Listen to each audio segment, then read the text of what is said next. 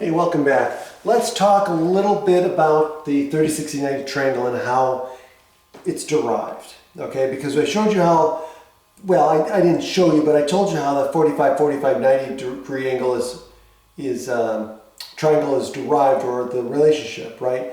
With a 45, 45, 90 triangle, you know it's an isosceles triangle, and so you know both of the sides have to be the same, which is, you can make it x, right? And then you use the Pythagorean Theorem to show that the hypotenuse is going to be x times the square root of 2, okay? So that's pretty straightforward. Now, with the 30, 60, 90 triangle, we're going to start with an equilateral triangle to show you how it's derived, okay?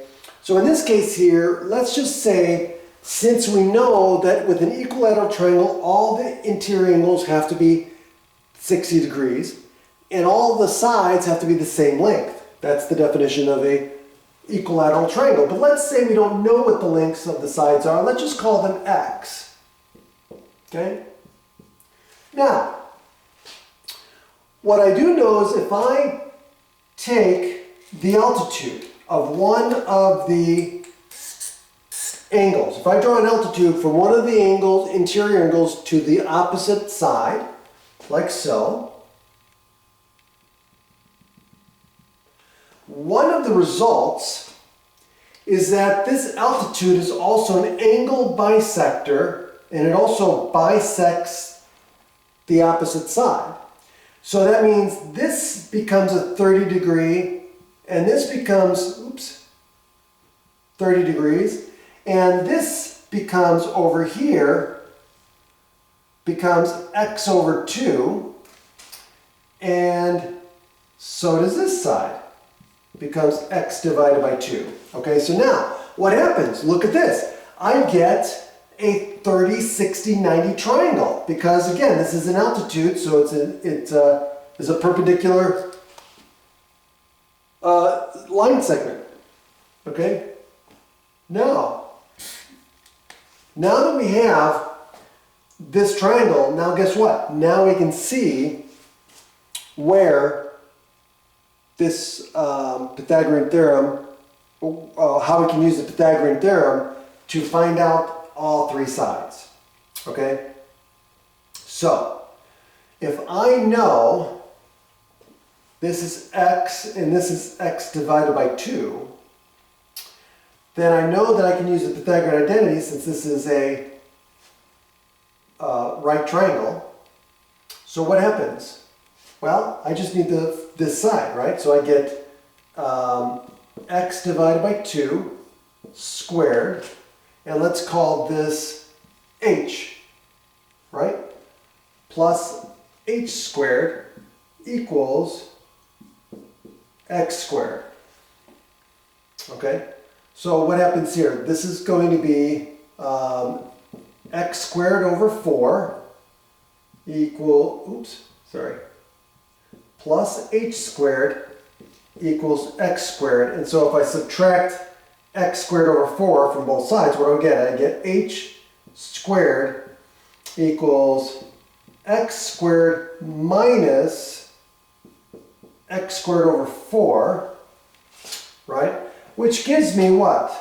H squared is equal to 3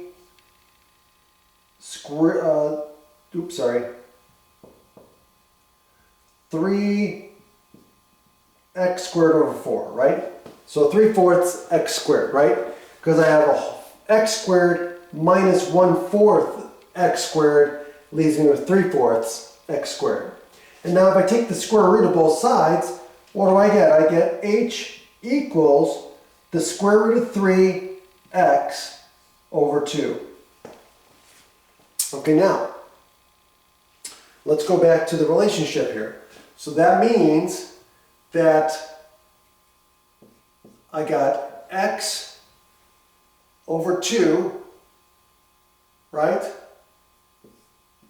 squared, plus,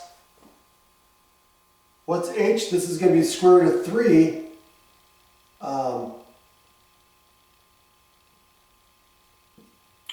x over 2 quantity squared is equal to x squared. Okay, now, remember, I can multiply the sides by each one. So in other words, I've got this, right? So I've got square root of 3 over 2 times x, right? So here are the three sides. I got this, this, and this. Well, what happens? Remember, I can multiply all of them by the same constant and the relationship still holds. So instead of dealing with all these fractions, I'm going to multiply everything by 2. So guess what? That means that my relationship then becomes what?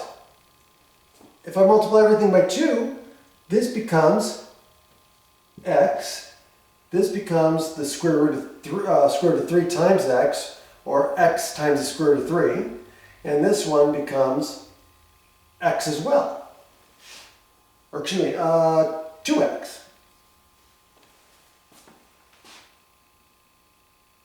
Okay, and there's my relationship I was talking about. X times the square root of 3, and 2x. And that's the relationship that we work with. And that's how it's derived. Have a great day.